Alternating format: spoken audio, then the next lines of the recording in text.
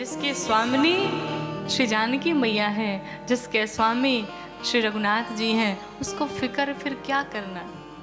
Sir पे सीताराम, फिक्र फिर क्या करना।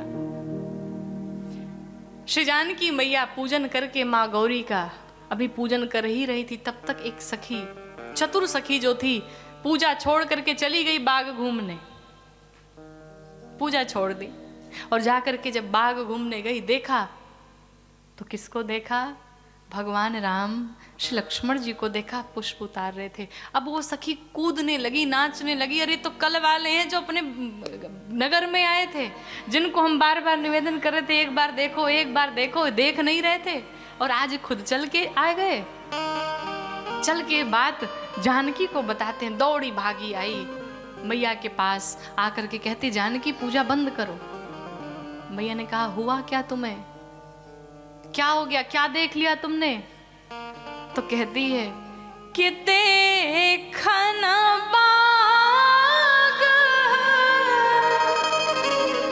कुंवर तो आए, और बया के सोरा सब भांति सुहाए, बया की सो। वो चतुर सखी कहती है जानकी आज वही दोनों राजकुमार अपने इस वाटिका में चले आए हैं। कम आयु के हैं, एक सांवला है एक गोरा है। सखियों ने कहा ये कौन सी बड़ी बात है, तो हम भी जानते, कुछ नया बताओ। लेकिन तुमने देखा क्या? तुम बोल नहीं पा रही हो, आंखों से आंसू निकल रहे हैं। हमारे यहाँ भोजपुरी में एक हम लोग पद गाते हैं। वो सखी जब आई तो श्री जानकी मैया से कहती है, जानकी मैया उस सखी से पूछती हैं कि दौड़ल आवेलु हंसा, दौड़ती हंसती हुई आ रही हो, दौड़ल आवेलु हंसा, आई हंसी रोक लेना रोकात बा, कहू रे सहेलिया आजू नया कौन बात बा। आज ऐसी कौन सी नई बात हो गई जो तुम इतना मुस्कुरा रही हो? वो सखी उत्तर देती है कि नजरी से देखले बानी कैसे हम बताई, नजरी से देखले बानी कैसे हम बताई, चलू रे सहेलिया तोहके अखिए से देखाई, ऐसन छैल छबीला, ऐसन छैल छबीला, देखी गुलाबो मन लजात बा, कहू रे सहेलिया आजू नया कौन बात बा। कहा जिन आंखों ने देखा वो आंखें बोल नहीं सकती, और जो मुख बोल सकता है उसने देखा ही नहीं। गिरा अनयन नयन बिनु बानी, जिसने देखा है वो बता नहीं सकता, जो बता सकता है वो देख नहीं सकता। अब ये बताओ, देखे कोई और, बताए कोई और, संभव है क्या? हम तो इतना सा कहते हैं कि कोई आया सखी फुलवरिया में, जैसे जादू, अरे हाँ जैसे जादू, अरे हाँ जैसे जादू भरी उनके इस नजरिया में, कोई आया सखी फुलवरिया में। हम तो बस इतना कहते तुम चल के एक बार देख लो उन्हें। जब सखियों को लेकर के मैया पहुंची, जैसे माँ चली, पाँव की पायल, कमर के कमरबंद, बाजू बंद सब बज पड़े। भगवान राम श्री लक्ष्मण जी से कहते हैं, लक्ष्मण आज मानो कामदेव दुंदुभी बजा करके इस वाटिका में आ गया है। तब तक श्री जानकी जी पर दृष्टि पड़ी, कहा लक्ष्मण यही है जनक जी की पुत्री श्री जानकी जी, इन्हीं के कारण धनुष भंग रखा गया है। कहा यहाँ क्या करने आई? कहा ये पुष्प वाटिका में मैया के दर्शन पूजन के लिए आई हैं। जब सखियों ने भगवान को देखा, एक सखी कहती है अगर विचार करो इनका विवाह अगर हमारी जानकी जी से हो जाता तो कितना बढ़िया रहता।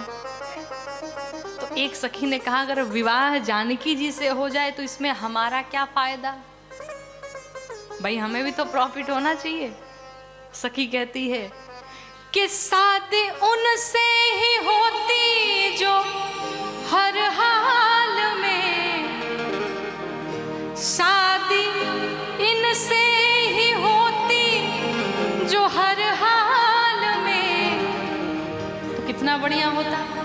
तो दूसरी कहती है भाई अगर जानकी का विवाह राम जी से हो जाए तो हम लोग का क्या फायदा। तो दूसरी सखी कहती है फायदा ही फायदा है। कहा फायदा क्या है। तो सखी उत्तर देती है कि मान लो अगर विवाह हो जाएगा इनसे, जानकी इनकी पत्नी बन जाएंगी और हम सब सखियां हैं तो क्या बनेंगी, इनकी सालियां बन जाएंगी। और जिसे देखने के लिए हम इतना लालायित हैं, परेशान हैं, अगर ये ससुराल में साल भर में एक बार तो आएंगे ही, इनके पास बैठ करके हम सब बैठ करके विनोद करेंगे, आनंद करेंगे, कितना आनंद होगा। फायदा ही फायदा है कि आया करते हमेशा ये ससुराल में, आया करते हमेशा ये ससुराल में, ये नैना डूब रहते रूप की लहरिया में। एक सखी ने कहा चलो मान लेते विवाह भी हो जाए, लेकिन हमारे महाराज जनक ने तो धनुष भंग रखा है, और मान लो अगर कहीं ये नहीं तोड़ पाए तो, जब तक तोड़ेंगे नहीं विवाह कैसे होगा, ये भी तो शर्त है। तो चौथी सखी कहती है चिंता मत करो, कोई कहता है दशरथ दुलारे है वो, हमने सुना है चक्रवर्ती सम्राट महाराज दशरथ के पुत्र हैं ये, और इतना ही नहीं सुना है, कहा चिंता मत करो, यज्ञ रक्षा में असुरों को मारे है वो, यज्ञ रक्षा में असुरों को मारे है वो। चिंता मत करो, इन्होंने दुष्ट राक्षसों का वध किया है, मतलब ये धनुष तोड़ेंगे निश्चित रूप से। तो पांचवी कहती है हाँ ठीक कहती हो, हमने भी देखा। क्या देखा कि तीर बांधे हैं कसकर कमरिया में, कोई आया सखी फुलवरिया में। आपस में सखियां वार्ता करती, एक सखी ने लता के ओट से छिपा करके श्री जानकी जी को भगवान रघुनाथ जी का दर्शन कराया। यहाँ कहते हैं गोस्वामी जी, जब श्री जानकी मैया राम जी एक दूसरे का दर्शन करने लगे, कहते हैं निमि जी महाराज छोड़कर इन पलकों को छोड़ करके भाग गए। निमि जी महाराज महाराज जनक के वंश में हैं, और कहते हैं कि जब बिटिया और दामाद एक दूसरे को देखने लगे, दर्शन करने लगे, तो निमि जी महाराज पलकों को छोड़ करके हट गए। अर्थात जब श्री जानकी जी ने भगवान को देखना प्रारंभ किया तो पलकें गिरी ही नहीं, देखते ही रह गए। मैया एक बार भगवान को देखती, फिर नीचे देखती, अब नहीं देखना, लेकिन माँ का मन नहीं भरता है। यहाँ गोस्वामी जी लिखते हैं कि देखी रूप लो चनल ललचाने, माँ के नेत्र ललचने लगे। किसे देख करके? भगवान को देख के। ललचने का अर्थ समझते हैं आप लोग? कौन कौन समझता है? हम समझाते हैं, समझा दें।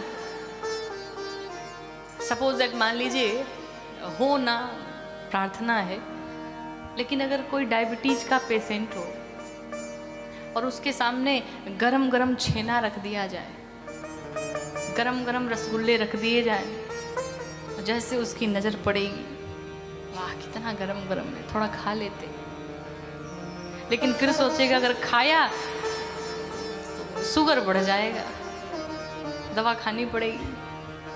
तो फिर सोचा था कोई बात नहीं, अगर खा नहीं सकते तो देख के ही काम चला लेते हैं, सूंघ के काम चला लेते हैं, उसकी स्मेल से ही पेट भर लेंगे।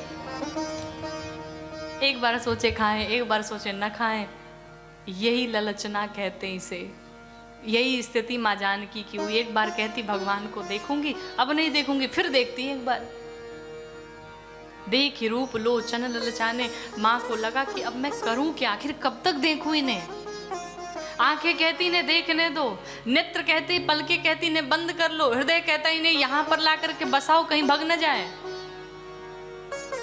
कि नैनों मेरा तो हिया मोरा तरसे,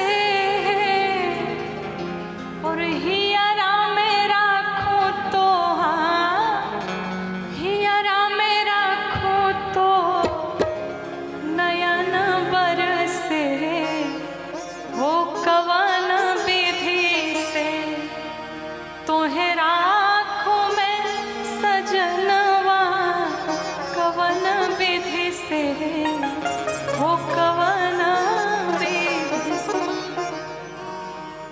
आंखें कहती ने आंखों में बसा लो, पलके कहती ने बंद कर लो।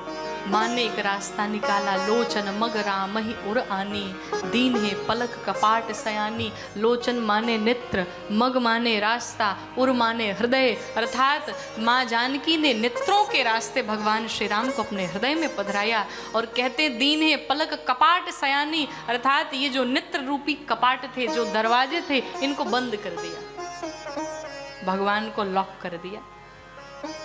उधर भगवान राम ने भी श्री जानकी जी को अपने हृदय में पधराया। दोनों एक दूसरे का दर्शन किए। माँ को लगा विलंब हो रहा है, चलना चाहिए। माँ ने भगवान को प्रणाम किया, वहां से चल पड़ी। जाते जाते वही चतुर्सखी बोल पड़ी, पुनिया उब ही बिरिया काली, कहती है हम सब कल फिर इसी समय पर आएंगे। अर्थात भगवान को सुनाती कल आप भी इसी समय पे चले आइएगा। भाई जा रहे तो चुपचाप जाना चाहिए, लेकिन सुना रही है इसी टाइम पे। माँ जानकी वहां से चल पड़ी, सखियों के साथ में। कहाँ गई? गौरी पूजन के लिए। दो कारण कहे तो जो पूजा अधूरी छोड़ रखी थी उसे पूर्ण करने गई, और दूसरा जो वरदान माँ ने मांगा था आज वो पूर्ण हुआ। माँ गौरी के पूजन के लिए जब पहुंची, माँ ने वरमाला पहनाई माँ पार्वती को, माँ भवानी को। वो माला गिर पड़ी, माँ के गोद में खसी माल मूर्ति मुस्कानी। माँ जानकी ने जो वरमाला पहनाई थी, उनके अनुराग से, उनके प्रेम से प्रसन्न होकर के माँ भवानी की मुस्कुरा पड़ी और आशीष दे दिया। इस छंद को लगभग हम जानते, सबको याद होगा, मेरे साथ में गाइए। कि मनु जाहि राचे मिलहि सोबरु, सहज सुंदर सावरो। मनु जाहि राचे मिलहि सोबरु, सहज करुणा निधान सुजान शील,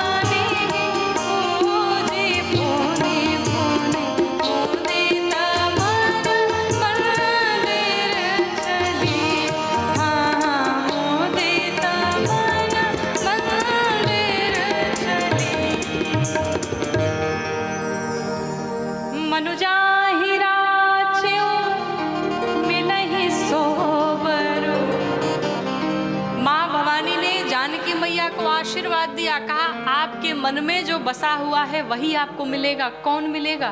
कंफ्यूजन दूर कर दिया। कहा बाग में दो आए थे, एक सांवला आया था, एक गोरा आया था, लेकिन आपको कौन सा मिलेगा? सहज सुंदर सांवरो। कहा जो सहज है, जो सुंदर है, जो सांवला है, वही आपको प्राप्त होगा। करुणा निधान सुजान शील स्नेह जान तरावरो। वो करुणा निधान आपके मन की हर बात को जानते हैं। इस प्रकार से माँ भवानी का आशीष प्राप्त करके श्री जानकी मैया चल पड़ी। वाम भाग फड़कने लगे, खुशी के आंसू माँ के नेत्रों से निकल पड़े। माँ वहाँ से पूजन करके चल पड़ी, भवन में आई। उधर भगवान राम गुरुदेव के पास गए। जा करके गुरुदेव भगवान से कहते हैं, प्रभु मेरे रघुकुल की ये परंपरा है कि स्वप्न में भी हम किसी पराई स्त्री का दर्शन तक नहीं करते, लेकिन न जाने क्यों आज जानकी जी को देख करके मेरा मन उनके प्रति बार बार आकर्षित हो रहा है। गुरुदेव ने आशीष दिया। कहा प्रभु आप सब जानते हैं कि वो कौन है और क्यों आपका मन आकर्षित हो रहा है। सुफल मनोरथ होए तुम्हारे, आशीष दिया, भगवान को विदा किया।